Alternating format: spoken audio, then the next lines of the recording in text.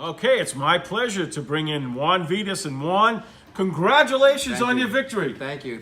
But it goes out to the voters. Thank you so much for everybody that voted for me. I appreciate it. I'm grateful to be your next representative, and I couldn't have done it without you.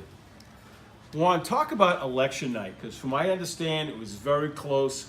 What was the emotions as you saw the returns close and you eked out the victory? What was that whole experience like for you? Well, I gotta tell you, I was really calm because I was always the winner. And what I mean about that is my name is out there. People, whether win or lose, whatever happens, I already won because, people know me and I got to meet new friends, new voters, everybody. It's great. It's overall, it's a wonderful experience.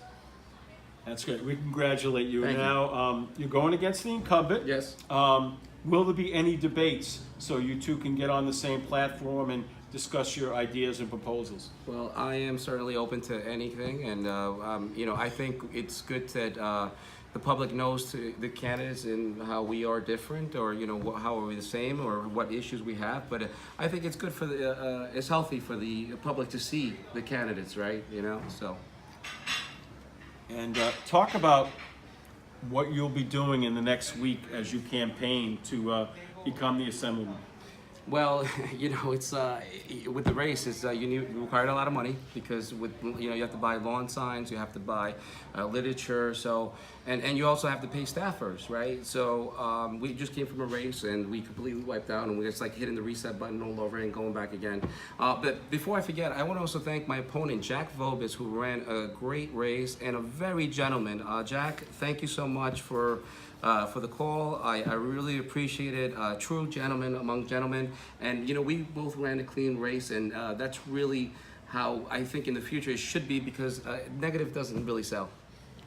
That is heartwarming to hear, because, there's been so many stories in politics where it just gets so down and dirty, and especially here in Long Beach, Yeah. That's so refreshing to hear. Of course. That you both ran a hard, strong campaign. Absolutely. And that as it was appearances that you were the victor, Jack stepped up and congratulated you. Yeah. And that's just so wonderful to hear. Yeah, he's a gentleman. He fought a hard race, and he's a great guy.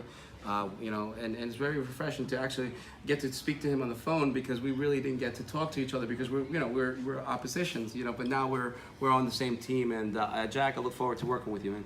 Okay. Now, school started. I'm sure you're reaching out to a lot of parents, and I think that's one of the things that's important about this community, is doing everything we can for the future generations. And especially here in Long Beach, there's been so many problems with teen drinking, drugs. Yeah. There's been drug overdoses, all these things. To talk about how important it is for the community to band together and make sure our children are doing the right things and making the right choices. Absolutely, and we have to create awareness and other activities for children to have that, especially when they're going through tough times.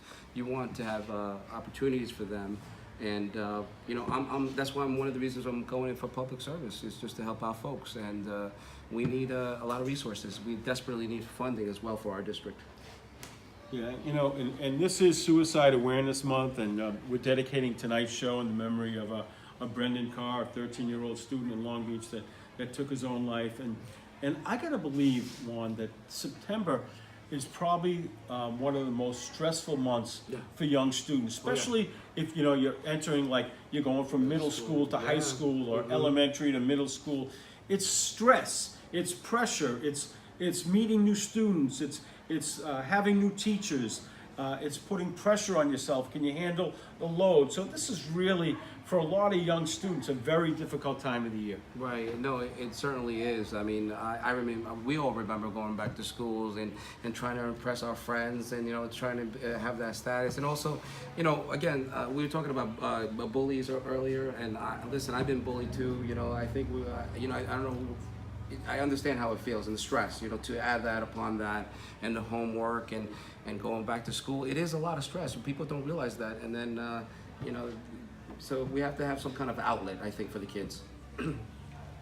Yeah, and in the past, when I first came into Long Beach in 2010, one of the first people I met and had such a warm relationship with is Howie Wiesenberg. And when it was a big event or making a difference, Harvey was always in the community. And I always got to believe that one of the lasting legacies of Harvey Wiesenberg in his time as Assemblyman representing Long Beach was he was so passionate about making a difference for special needs. He had a severely handicapped child, and he fought for special needs like no other. It was so vital to him. So talk about continuing the legacy Absolutely. of Harvey Wiesenberg. Absolutely.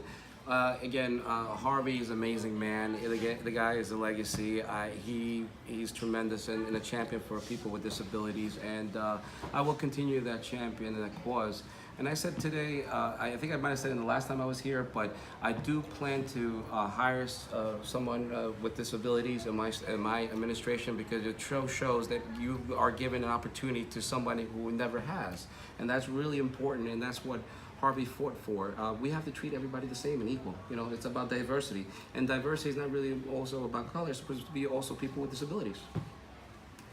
Absolutely, and talk about some of the issues here locally in Long Beach that you really want to fight for and at the top of your priority list.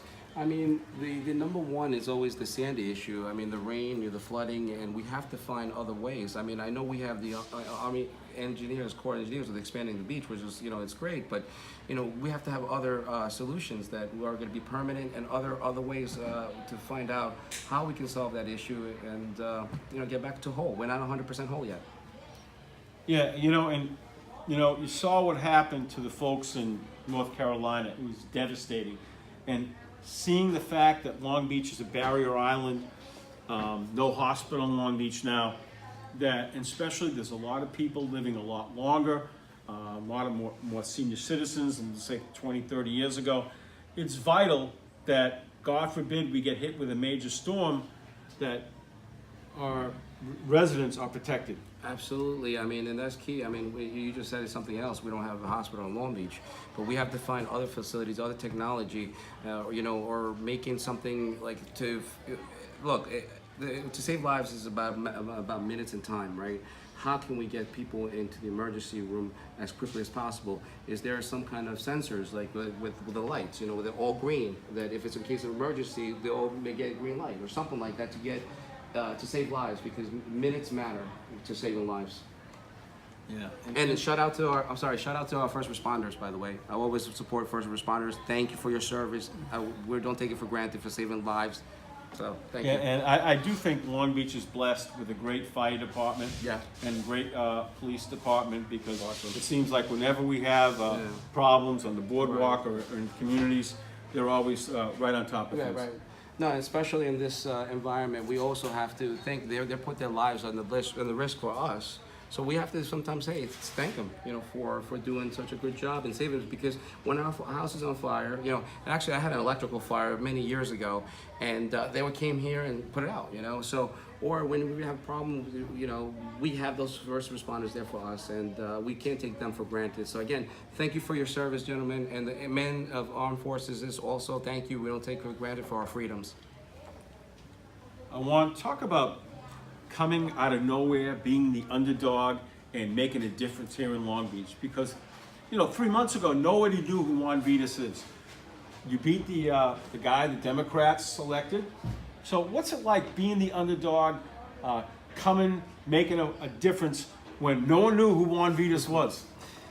It was, it's 1 out of 9. I heard that, they win a race, and I felt like Rocky, like the underdog, and you got to fight. And I walked out every day. I knocked over 5,000 doors, even in the heat. I mean, there was one point I remember that my shirt was completely wet. It looked like I got out of the shower, So I remember just knocking on those doors and saying to myself, I got to talk to each person.